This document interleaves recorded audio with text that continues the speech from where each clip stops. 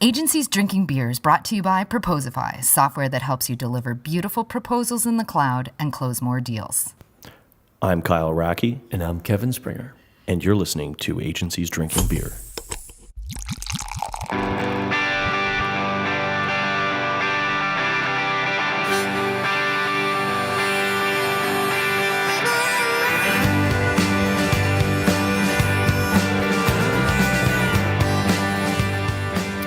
I met this week's guest at HubSpot's Inbound conference last month in November.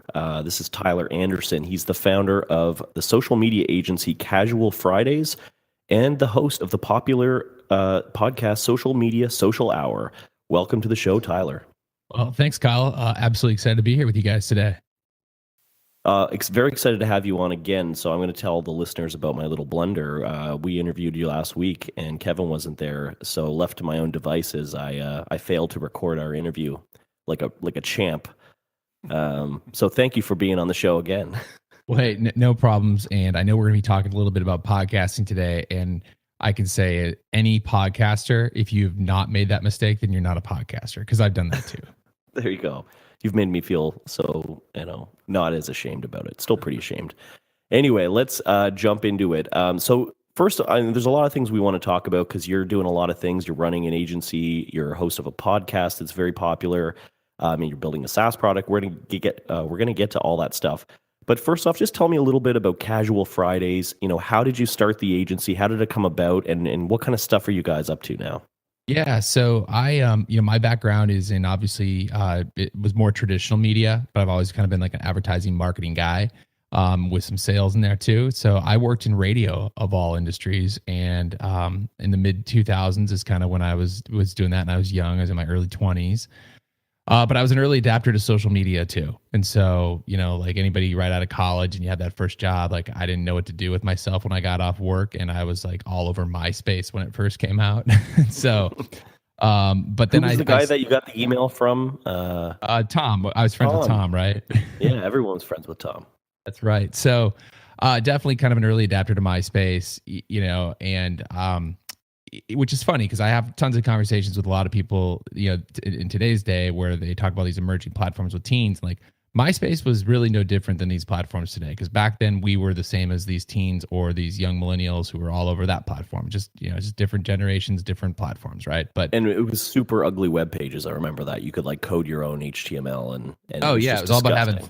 It was all about, exactly. You want to customize and tailor it so when people went to your profile, and I don't know if you remember this, but you could even like play music. It would autoplay. It would autoplay. So annoying. Yeah, you couldn't check it at work because like if you went to somebody's profile and they like were busting Jay-Z or something. So, this is kind of off topic, but that's what we do here on this show. Didn't MySpace try to relaunch like a few years ago with like Justin Timberlake, being on it or something? I take it that didn't go well. I don't think it did. Well, I mean, they obviously they understood their niche audience was with the musicians and bands, right? And then they did try to pivot, make it more of a music discovery social network, and it did. Justin Timberlake did reinvest in it, but I don't think it took off. No. So I back to how I kind of just started the agency. So I was in traditional media, but I started. I worked for some of the larger clients. I didn't work; they were some of my clients in the radio sector, like Pepsi and Vitamin Water, and I was actually utilizing MySpace to cross promote the things that we were doing from a traditional sense around 2005, 2006. And we got great results with it. And I knew a big part of that was just the extra promotional lift that we were getting from social media through like a MySpace. So that's when the light bulb kind of went off that, hey, okay, there could be an opportunity here. And most of the traditional agencies that I was working with at that time, they just thought social media was a joke. It was, something that only the kids were on. Yeah, they didn't take it serious. And fast forward to 2009, when I finally got enough, confidence, I guess you could say, to go off on my own. Didn't you? I was going to say balls, yeah, to go off on my own. That's what I did. And I had 5 relationships with clients that I knew from the traditional space. And I just said, hey, if I were to do this, would you guys be interested? And they said yes. And those were the first 5 clients. And then you fast forward to today. Now it's 2016, and Casual Fridays is over 30 employees across 6 different states, actually. With regional teams in like Miami and Atlanta and New Orleans. And we predominantly are we're predominantly working in the hospitality industry, but we do work with other industries as well.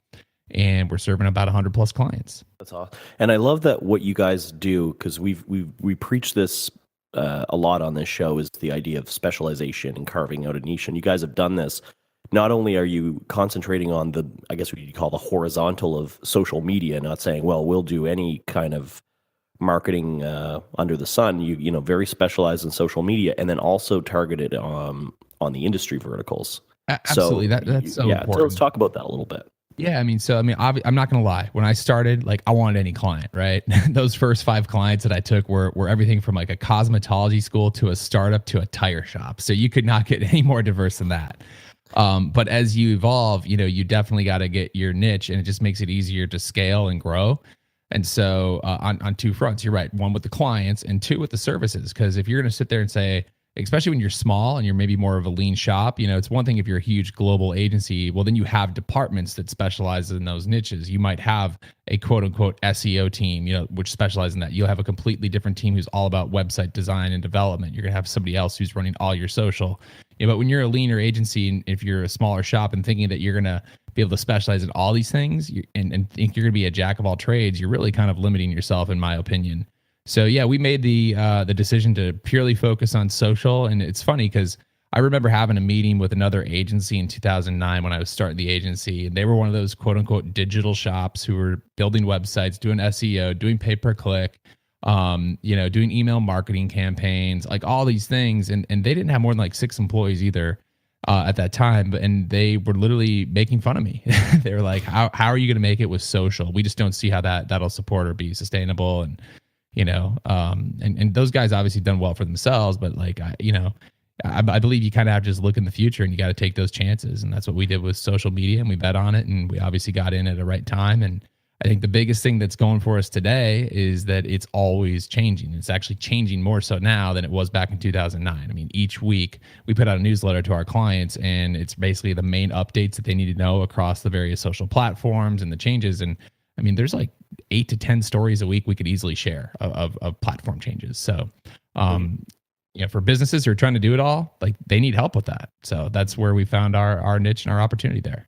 You know, it's interesting, more from a product side. We have a company here from Atlantic, Canada, that started focusing on and built a tool for social media. In 2005 or 2006, they had a prototype, and I remember there a lot of people like, hey, what the hell are these guys doing? Which one was that? Radiant 6. Oh, yeah. So jump forward. They're right from New Brunswick, the next province over. They got bought for $329 million, and they're like, okay, who's laughing now? Salesforce. Yeah, I remember those guys. I actually looked at Radiant 6 when I started the agency. They were way too expensive for us back then. But yes. Yeah, super enterprise. And I think, yeah, they were definitely one of the top social monitoring tools. So, you know, were you guys helping your clients out? You know, do you find you're helping them out on the content side, producing content for social media, doing any of the monitoring? Like, I guess kind of what does a typical project or engagement look like for a client? Yeah, I mean, it's kind of 2 fronts. Like, I think everybody always wants to just do the strategy, you know, because they don't want to get caught up with the nitty gritty of it all. And while we do offer the strategy, what we found is a lot of the clients actually really need help with the execution. So we are a full service agency. Now, we will work with some clients where we are predominantly, or not, where we are just helping them with strategy, but we are predominantly doing full service social media work for clients, which is everything from strategy to content creation, publishing, community management, you know, online reputation management, kind of across the board. And as I mentioned earlier, you know, while we do work with a variety of industries, definitely a big sector that we do work with is in the hotels and hospitality sector. You know, that's even extended into a lot of customer service, because I mean, we're doing everything from helping them manage their, you know, the industry term is OTAs, which stands for online travel agencies, or sites like Expedia and TripAdvisor. We're helping them manage those profiles and responding to reviews. But then we're also helping them out with creating content for, you know, sites like Facebook and Instagram, and placing their social ads and creating content and publishing their content. Yeah, I never even really thought about that before, but I suppose, yeah, you're managing their Twitter account and their Facebook account. You're always going to get people either complaining or saying, hey, I need to change a reservation, or I had a terrible experience. And you need to kind of be like an extension of their support team. Exactly. I mean, that's the thing. And like, that's one of the value propositions of how we kind of position the agency is like, listen, because I think a lot of businesses make this mistake, think like, oh, we need to be on social. Well, we'll just go get some millennial to do it for us. and they think they can hire one person to do it. And, like if you're a small business, yeah, you could probably make that work, right? But if you're a larger organization, and particularly if you're a hotel where your guests are expecting to be communicating with you kind of like around the clock, that's a team effort. So you either got to hire a bunch of people internally to help you support that structure, or you go out and seek an agency like what we provide, and we do it for you. And you're right, it's a team effort. So, and back to the whole point of just like, being able to respond to people. I mean, yes, while a lot of people look at us as a marketing expense, I really do kind of make the argument sometimes that, we're an extension of your operations. People are going to expect to go on Facebook Messenger, and we see it. I mean, I've seen everything from people requesting room service, through Facebook Messenger. I've seen people want to change hotel reservations, or, they'll ask for early check-ins. We live in a day where they don't want to get on the phone. They don't want to speak to someone. They don't want to have to call, a 1-800 number, and they certainly don't want to have to email someone. They just want to be able to go on Facebook because they're familiar with it. They want to go to Messenger. They want to be able to message the hotel, and they want to get a response. And I even see that in my own personal social media usage, how I communicate with other brands and businesses. I mean, I travel all the time, and I'm always communicating with the airlines through social media. And the airlines are a great example of brands who I think do it right. Is that because they actually respond to what, like, you're tweeting at them or sending a message on Facebook? Absolutely both. I mean, I've had great. I mean, don't get me wrong. Like everybody can screw up, right? I mean, we screwed up recording the podcast last week. Everybody can screw up. So I'm not saying the airlines are perfect. Too soon, Tyler. Too soon. I'm not saying the airlines are perfect, but overall, if you look at the volume of people who are messaging them on a daily basis, overall, I think they do a pretty damn good job. And I know there's been times where, one example is, I'll never forget, this was like 2 years ago. I just got TSA pre-check, because I travel all the time. And unfortunately, I had an existing flight reservation that I had not had the chance to put my TSA pre-check number on. And so it was Super Bowl Sunday. I remember I got up early that day and whatever, and I called Southwest Airlines, and I was on hold for like 15 minutes, and I was just getting frustrated. So then all of a sudden I just jump over to Twitter, and I said, hey, there's a lot of other ways I'd rather be spending my Sunday. 15 minutes on hold is not one of them. Can you help me out? And they replied in a minute. Like they replied while I was still on hold. Oh, wow. And I just said, hey, I'd like to add my TSA pre-check number to an existing reservation. They said, sure, DM us the details. I did that. And within 2 minutes, I got everything resolved while I was still on hold. But I got all resolved through Twitter. And I have examples like that with JetBlue, with Delta. So I think the airlines do a great job. And I think it's just, that's the expectation we're going to, is that brands and businesses are expecting that they can, communicate through social media and get their customer service inquiries resolved. And so that becomes like your value prop or a pitch to your clients is, hey, we can kind of give your customers a better experience. It's not just about, using social media for the sake of it and pushing out content. It's about actually improving the customer experience for your clients. Absolutely. I have whenever you can kind of illustrate that, I mean, that's how you show the ROI of things. And like, we have this one example I love to always give, because a lot of times the hotels will definitely measure, or they measure their success by their own guest satisfaction surveys that they send out. Like we've seen it before at car dealerships. Like a lot of industries will have surveys they send out to their customers after. Well, one particular hotel group that we work with, they do send out surveys after every reservation. And there was one guest who, he checked in on Facebook, and he mentioned in his check-in that he was sick as a dog, like just flew in from to Boston from New York, and he was sick as a dog and just like gonna be up in his room throwing up and all that. And we communicated that to the hotel property, so they were able to deliver some chicken noodle soup up to his room, free of charge. Wow. And all that. And at first when he got it, he thought it was a mistake, but then he posted a photo after he read the personalized note from the hotel general manager saying like, hey, a little bird told us that you're sick today. Hope you're feeling better. Here, enjoy this nice warm soup. And the guy posted that on Instagram, and then this is amazing. What awesome customer service. And then what really is cool is just seeing the other responses coming in from the other people saying, oh my God, this hotel gets it. This is amazing. Like next time I'm in Boston, this is where I'm staying. And you see this string of comments like that. But then the ultimate cherry on top is, a week later, the GM sends us the survey that the customer sent, and he gave them a perfect 10. And he specifically said, like, just amazes me that I message on your page that I'm sick and you guys get me chicken noodle soup. Like you guys definitely went above and beyond, customer for life. And that's when it resonates then with the client. Like, okay. And so to your point, absolutely. Like that's the value proposition. You're extending that world-class customer service for them. Yeah. That's a great example of customer service. Switching gears a little bit, I just want to know about the name Casual Fridays. It's a very unconventional agency name. How did that come about? Yeah, well, okay. True story here is I always will I fabricated a story, of course, and said, oh well, casual Fridays are a break from the the grind of the suit and tie, in the traditional world, and social media is kind of a break from the grind of traditional media. That was like my fake story. It has nothing to do with that. The real story is when I first started the agency, I came up with a name called Hipfluence. It was HIPFLUENCE. Kind of ahead of its time. It was like kind of supposed to be like also geared towards influencer marketing. This is back in 2009. And you look at now, like influencer marketing is all the rage. And it was kind of hip and cool and all that, right? Well, the problem is a couple of clients, when they wrote the checks to the agency, they made it out to Hitfluence, so HITFLUENCE. And that's when I realized I had a problem. I was trying to do that whole make the phrase up. And at the time, I had already owned the domain name Casual Fridays because I thought it was going to be a great like t-shirt line name or something like that. So just decided to use it. Oh, it's good. It's memorable. And we wouldn't know anything about making up names for your company and merging words and having people not know how to spell it. We have no idea about that. Exactly.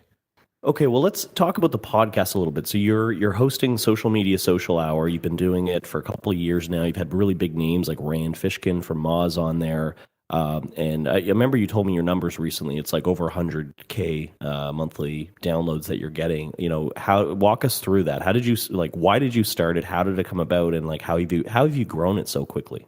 Well, so first of all, I wish it was 100K. It's over 70,000 though, so we're close. We're getting there. But close. I'm over 70,000 listeners a month. I started my podcast back in around initially it was like April of 2013 is kind of when I took it to a whole new level.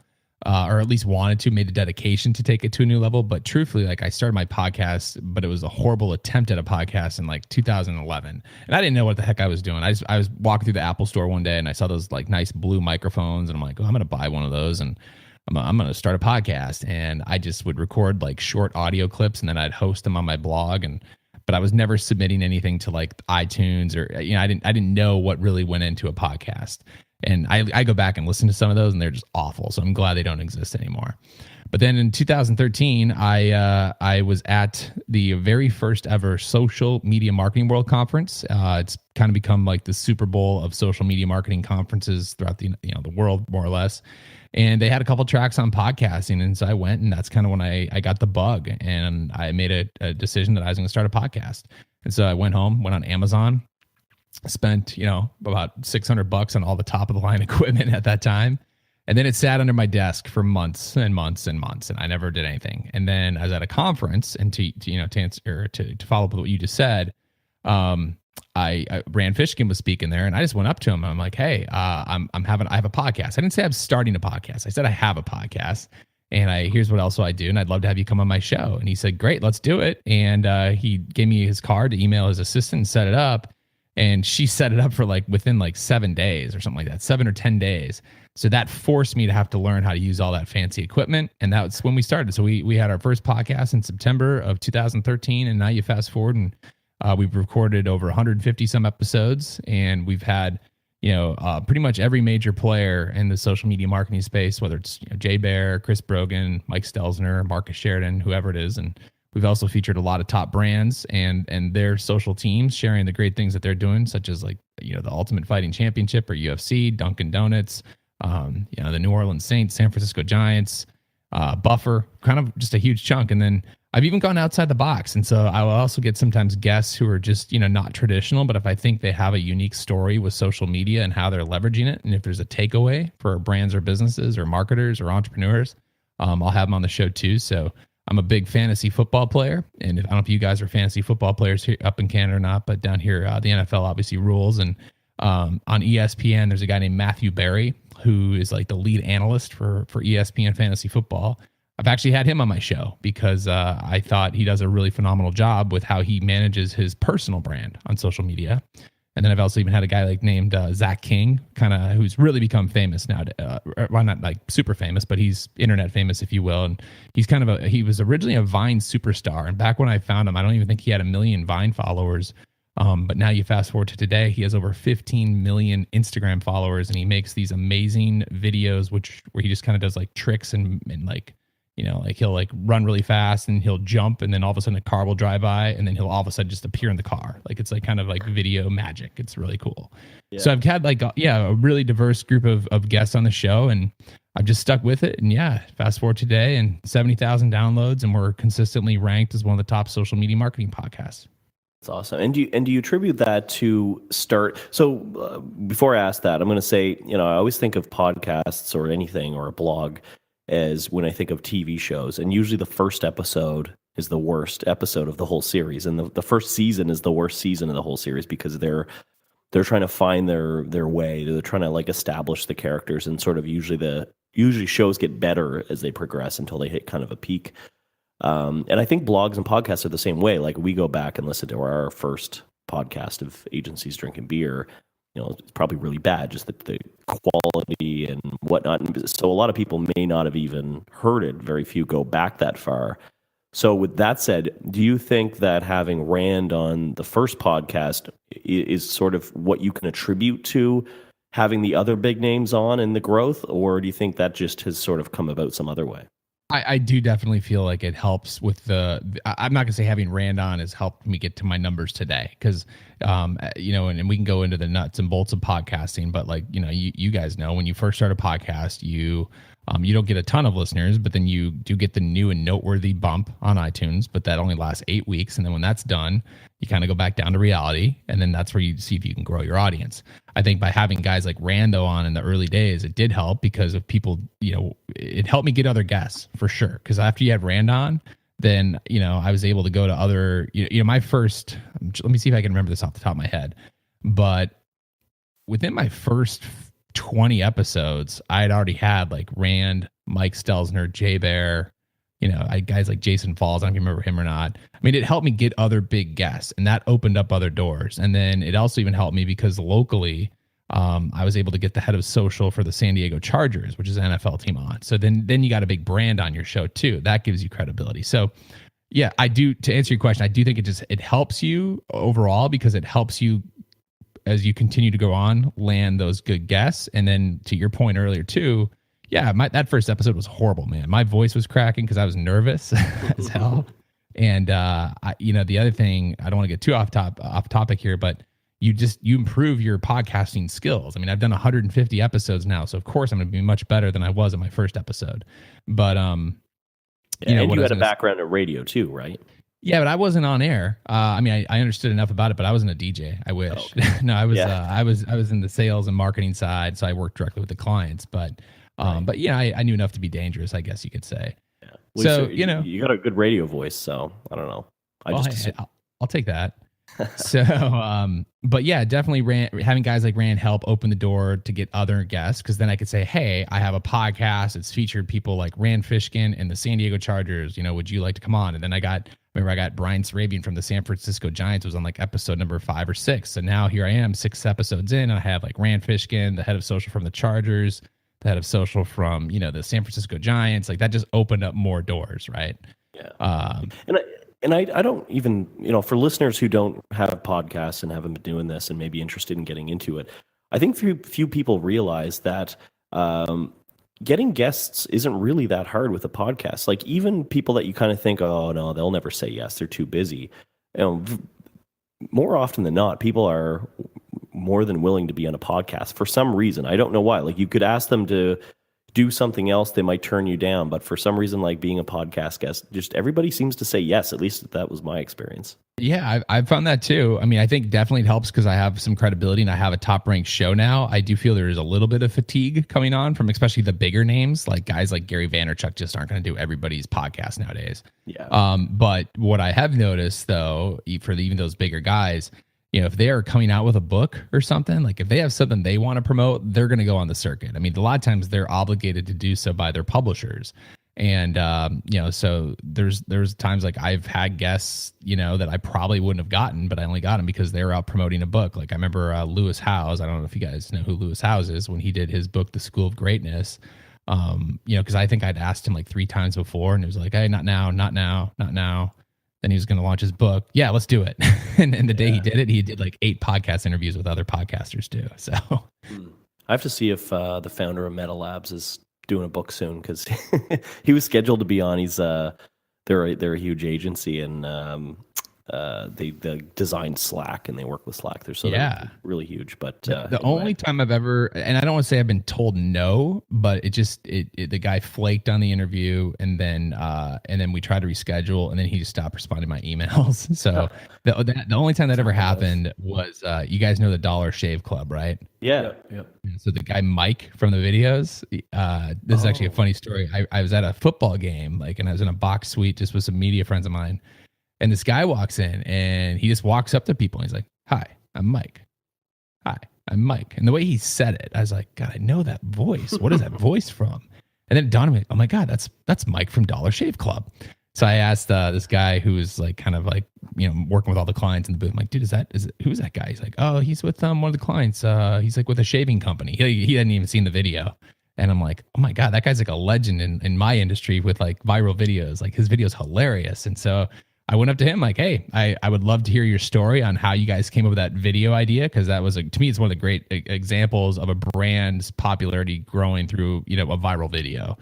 And he agreed to do the show, and he scheduled it though for like a Saturday at like 6:00 at night. Whatever, I was down to do it. And then he didn't show, but he did reply saying something came up and he wanted to reschedule, but then it just never materialized. So that's the only time I guess where you could say I've been told no, but for the most part, you're right, Kyle. Like people are really down to help podcasters out and get on their show and contribute.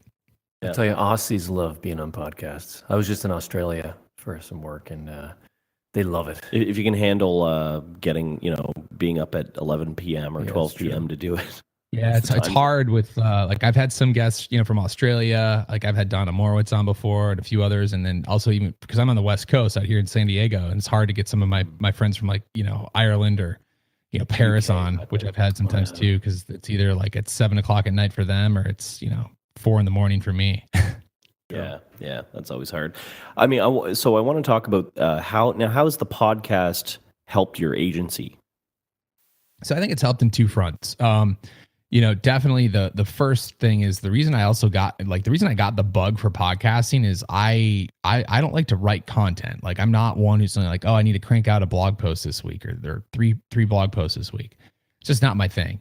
I'd rather talk. And so to me, it was going to solve the pain point of creating content for our agency website without having to write a bunch of content. Now, yes, we have show notes, but I have a staff member basically listen to the podcast and then create all of our show notes. That's what gives us our website content then.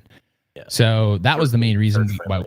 What's that? And make it search friendly too, right? Exactly. I mean, I think I mentioned earlier, it's funny because to this day, our most popular visited webpage on the website every single month still is from a podcast that I did back in like either the end of 2013 or the very first part of 2014, but it was that one with Zach King.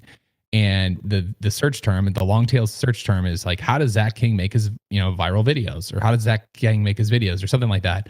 And that's the most popular webpage that people are always searching on. So, and that's what we titled that podcast.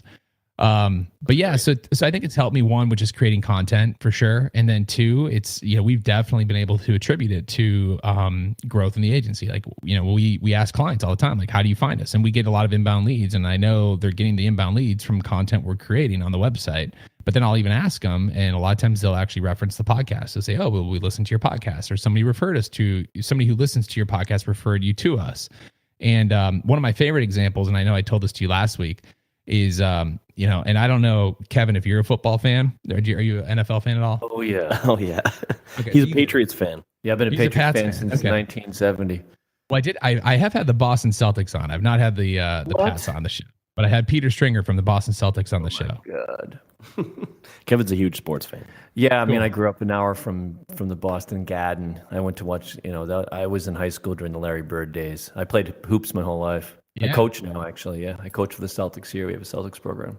Nice. Yeah, I know. Well, so I mean, you get. Actually, not to get too off topic, but that's one of the other things too. Like I love about the podcast is I love sports too. I'm a huge sports junkie. So for me, it's fun to go get these various sports teams that I've had. I mean, like I said, I've had the Celtics, the Giants, the Dolphins, or not the Dolphins, the Seattle Mariners, the Saints. I mean, the Chargers. I've had a healthy mix of sports teams on my podcast as well. So it's kind of cool when you do this, you can really take it any direction you want. Kevin's subscribing right now. So and let me just cut in 1 second, which is that I think what's great about social media is that it's kind of nerdy to a certain degree, but it's not as nerdy as like development or UX or something. So you actually probably could get notable figures on, because social media is kind of accessible to everybody. Like even if you're a football player, you might not know anything about products and development, but everybody can talk about social media because they all use it every day, right? Well, exactly. I mean, you look at the Matthew Berry example I gave. I mean, Matthew Berry didn't it's not like he's reading, TechCrunch or, Facebook's blog on updates to the platform, but the guy uses it all the time to promote, what he's doing from a fantasy football standpoint on ESPN or his podcast and everything like that. So you're right. Anybody can use it. And it goes back to, what was fun, going back to the guests. I mean, again, just getting the outside the box guests is something that's always been fun for me. One of my favorite episodes I ever did, because here it is, I'm like doing this podcast just like you guys are. And, I never went to any journalism school. Like I didn't get any professional education on how to be a podcast host. Right. So one of the episodes I decided to do, this was way back in the day, I think it was like episode 11 or 12 or something like that. I had one of the local anchors from the news here in San Diego come on my podcast and just talk about the art of interviewing someone. How do you interview? Like how do you prep for an interview? Because that's what they've learned. They went to school for, and that was one of my most favorite outside the box, episodes. So that's really cool. Yeah, that's something everybody who runs a podcast should learn more about, because interviewing people's kind of hard, like really hard. It takes skill, and you develop it as you do more of them. But it's something you don't start with for sure. Totally. One of the biggest takeaways I got from her on that too, and I'll just give this out right now. We were talking earlier about like how the show's developed. If you go back to that first episode I had with Rand, and even like the first 5 episodes or 6 episodes I had, I was nervous, but I was just going through my long list of questions. I think I had like 30 questions all planned out, and I was so focused on getting to those 30 questions that I missed amazing follow-up opportunities to really make that conversation go deeper. And that was one of the things I got with, her name was Alexis Del Chiaro, and she was the one I interviewed. And she said, don't go in with a long list of questions. She's like, just go in with like, some bullet points of topics you'd like to cover. And she's like, just listen. And she's like, just by attentively listening to your guest or whoever it is you're interviewing, you're going to have the best questions that'll come about from that. And it's so true. So when I prepare for a podcast, I'll usually have like 5 talking points. And then I'm just listening to the guests and asking follow-up questions or going deeper on things. And that's what really makes up my show now. Yeah. I actually do the same. For this podcast, I have 2 questions. How did you start Casual Fridays? And how did the podcast Social Media Social Hour come about? That's it. And everything else is just organically from your answers. Oh, that was interesting. Let's go deeper into that. Yeah. And you know what? This is a good podcast so far. Like we're having a great conversation. We're talking a lot. Yeah, we might be making up a point, then we go off topic. But you know what? For the listeners, like this is great audio for them to listen to. Like they're eavesdropping on a conversation. And that's what I think people like about podcasting. It's like the whole fly on the wall mentality, especially the interview podcast. They get to be part of a conversation that 2 other people are having. Yeah, totally. Well, after you saying you had the Celtics on, I'm ready for a cigarette. I'm done. Well, yeah, and so to bring that story, because we should go back full story. So I asked if you were a sports fan. The reason is as I mentioned earlier, I was in the Saints had been on my show. Well, when the Saints were on my show, it was back in 2000. It was the end of 2013, or no, it was like January or February of 2014. And that particular time, I just happened to be in New Orleans as we were trying to pitch a business or pitch a group of hotels out there in that market. And so Kevin, I'm sure as a Patriots fan, you probably know around 2011, 12, 13, 14, the Saints have obviously been really good. Anybody in New Orleans, like they are passionate, diehard Saints fans, probably as much as Patriot fans are, right? In Boston. Right. Yeah, you get it. Absolutely. So I was in New Orleans. We're pitching this business, and one of the last questions they asked, like, well, what separates you from the other agencies we're talking to? Like, what's a differentiator? And I looked at him and I said, you know what? I'm like, thought leadership. And he's like, what's that? He didn't know what it meant. And I just said, listen, we're kind of respected in the industry. We do speak at conferences quite often on various topics. And I go, we also have a a very popular podcast all about social media marketing. In fact, just this week, I'm having the New Orleans Saints head of social media on my show to talk about Snapchat. So from his eyes, of course, they just lit up. And if you think about it, if they're talking to an agency who has direct access now to the New Orleans Saints, like, don't you think that gave me a leg up in that business? And sure enough, we've been working with that group of hotels now for 5 years, or not 5 years, but since 2003 years. So it's a great example of how agency people should be starting podcasts. You know, it seems like it's done or whatever. It's not. Like, it's growing and there's more and more people listening to them. And it's a great way. Like, you're a living example of how it establishes credibility, which is really what you need as an agency owner is to say, like, we actually know what we're doing. We know our shit. It's beyond case studies, right? I mean, beyond totally just case studies you put in your proposal. This is the real thing. And the other thing, I'll give another couple of examples. Like, so we also put on an event here, and it's called Social Media Day San Diego. So it's like a little mini 1-day conference, but it's, it does pretty well. Like, we've had anywhere from 400 to 800 people, depending on the year and the guests that we have or the speakers. And most of my speakers are people who've been on my podcast. And again, so I've had some pretty big name speakers who've agreed to come out and be part of our event. And that relationship, and that's the other thing I love about the podcast is, it allows you the ability to develop a relationship with people that you probably normally would never get a chance to have more than a 1 or 2 minute conversation. And so, and again, for the most part, going back to what we were saying earlier, where most people agree to do your podcast, like a guy like Rand Fishkin, when I very first met him a couple years ago, I could have met him I did meet him at a conference, but I would never probably had more than a 1 or 2 minute conversation with him at that conference, right? And he sure as heck would never agree to just go talk on the phone with me for 30 or 40 minutes out of the blue. But when he agreed to do my podcast, now I got 40 minutes of Rand Fishkin's time to talk to him about anything I want to talk to about. So that's the other thing too I like about the podcast is it definitely helps from a networking standpoint.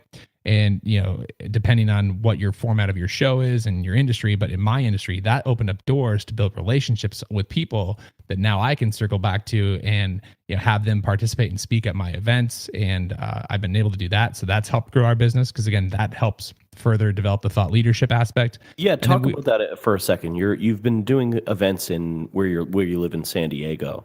Yeah, so Social Media Day was started by Mashable, or they're the ones who kind of said, hey, we should have a day to celebrate social media's impact on the world. So they started in 2010, and what they encouraged was people to have meetups across the world. And so, most people had just simple meetups. They would go to some bar and just hang out and meet. And so I kind of organized the Social Media Day in San Diego, and I didn't really participate the first 2 years, but in 2012, I decided hey, we can actually turn this into a really fun event. And so we made it this huge networking party, and we had about 1,000 people attend that first year. But then I'm like, okay, well, how can we take this to the next level? And then the next level, we decided to actually add some educational, component to it. So we had a 2-hour session, and we were able to get Mari Smith and Amy Porterfield and some other people who'd actually all been on the podcast. They came down and they participated. And then, the next year we decided to make it a full day event, and that's what we've been doing the last 3 or 4 years now. So it's a 1-day mini conference.